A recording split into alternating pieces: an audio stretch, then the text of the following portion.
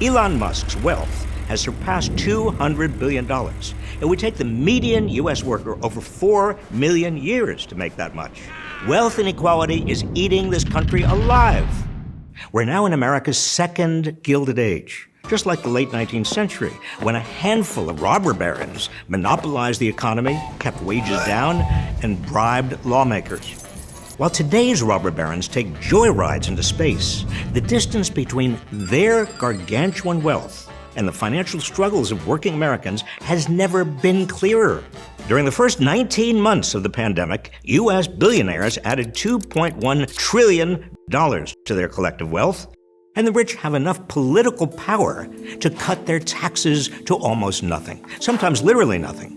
In fact, Jeff Bezos paid no federal income taxes in 2007 or in 2011.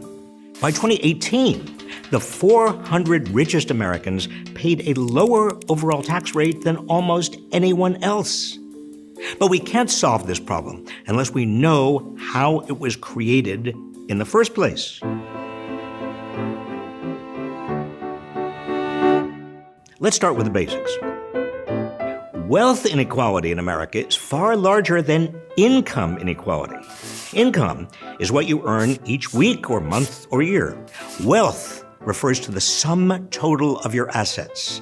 Your car, your home, art, anything else you own that's valuable. Valuable not only because there's a market for it, a price other people are willing to pay to buy it, but because wealth itself grows. As the population expands and the nation becomes more productive, the overall economy continues to expand.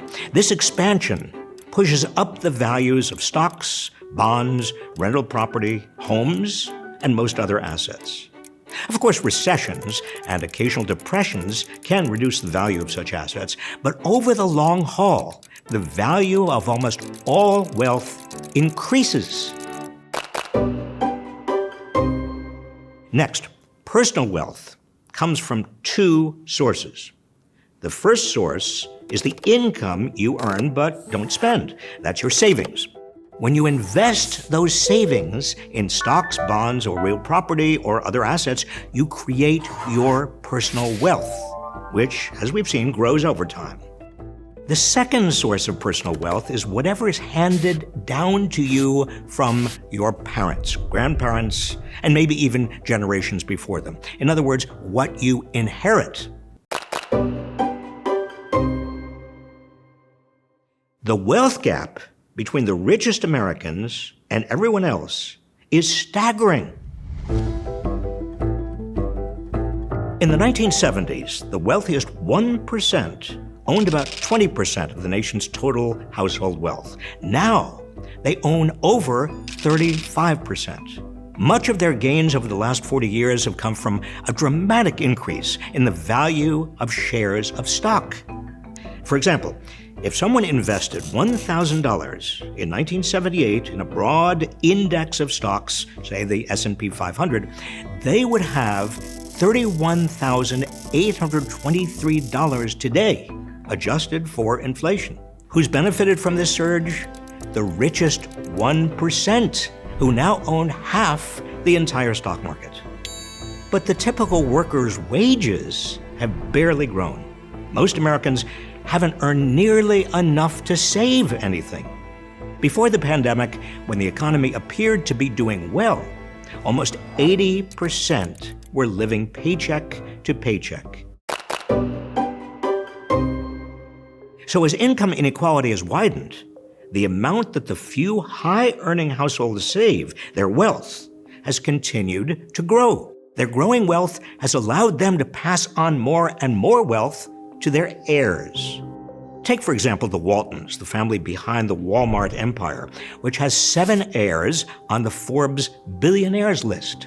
Their children and other rich millennials will soon consolidate even more of the nation's wealth. America is now on the cusp of the largest intergenerational transfer of wealth in history.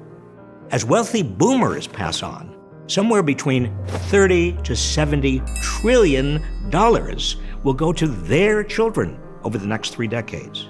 These children will be able to live off this wealth and then leave the bulk of it which will continue growing, to their own children, tax-free. After a few generations of this, almost all of America's wealth could be in the hands of a few thousand families. Concentrated wealth is already endangering our democracy. Wealth doesn't just beget more wealth, it begets more power. Dynastic wealth concentrates power in the hands of fewer and fewer people who can choose what nonprofits and charities to support and which politicians to bankroll. This gives an unelected elite enormous sway over both our economy and our democracy. We might come to resemble the kind of dynasties common to European aristocracies in the 17th, 18th, and 19th centuries. Dynastic wealth makes a mockery of the idea that America is a meritocracy where anyone can make it on the basis of their own efforts. It also runs counter to the basic economic ideas that people earn what they're worth in the market and that economic gains should go to those who deserve them.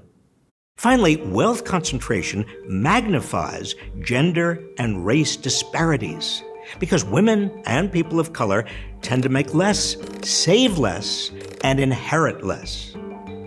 The typical single woman owns only 32 cents of wealth for every dollar of wealth owned by a man.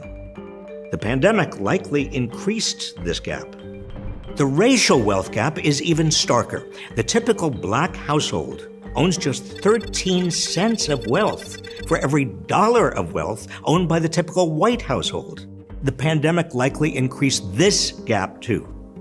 In all these ways, dynastic wealth creates a self-perpetuating aristocracy that runs counter to the ideals we claim to live by.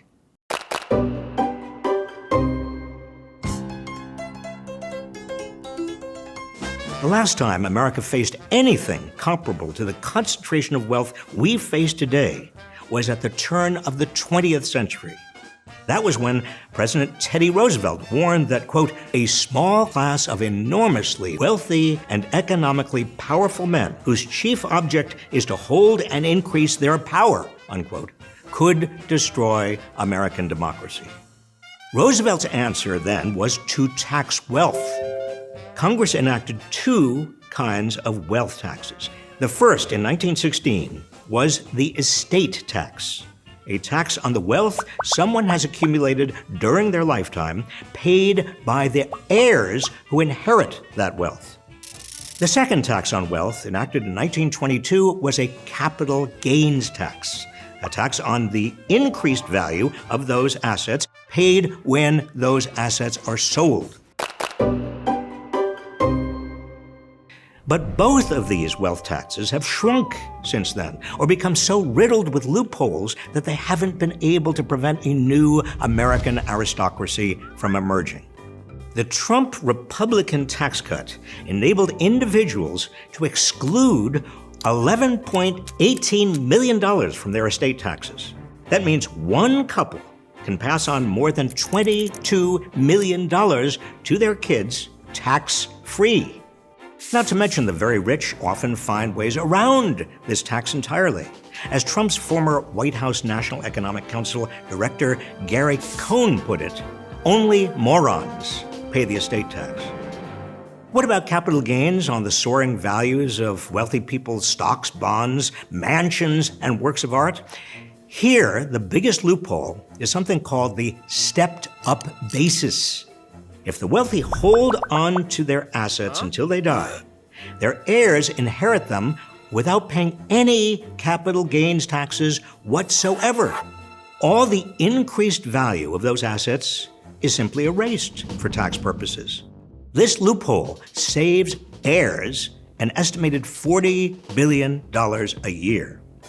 This means that huge accumulations of wealth in the hands of a relatively few households can be passed from generation to generation untaxed, growing along the way, generating comfortable incomes for rich descendants who will never have to work a day of their lives. That's the dynastic class we're creating right now. Why have these two wealth taxes eroded? Because as America's wealth has concentrated in fewer and fewer hands, the wealthy have more capacity to donate to political campaigns and public relations. And they've used that political power to reduce their taxes. It's exactly what Teddy Roosevelt feared so many years ago. So what do? Follow the wisdom of Teddy Roosevelt and tax great accumulations of wealth. The ultra-rich have benefited from the American system, from laws that protect their wealth, and our economy that enabled them to build their fortunes in the first place. They should pay their fair share. The majority of Americans, both Democrats and Republicans, believe the ultra-rich should pay higher taxes. There are many ways to make them do so: closing the stepped-up basis loophole, raising the capital gains tax, and fully funding the Internal Revenue Service so it can properly audit the wealthiest taxpayers. For starters, beyond those fixes, we need a new wealth tax, a tax of just 2% a year on wealth in excess of $1 million. It's hardly a drop in the bucket for billionaires like Jeff Bezos and Elon Musk, but it would generate plenty of revenue to invest in healthcare and education so that millions of Americans have a fair shot at making it. One of the most important things you as an individual can do is take the time to understand the realities of wealth inequality in America and how the system has become rigged in favor of those at the top. And demand your political representatives take action to unrig it. Wealth inequality is worse than it has been in a century.